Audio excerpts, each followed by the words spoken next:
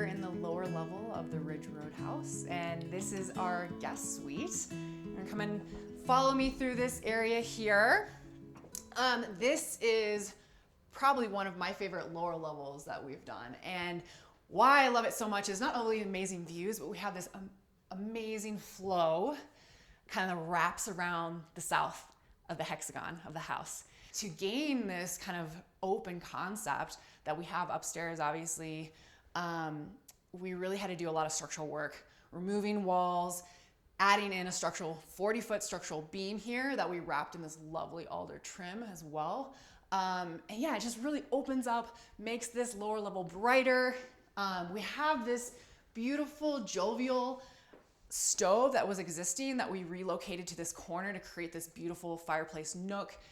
Added in 3 large windows as well to bring in more light, more views.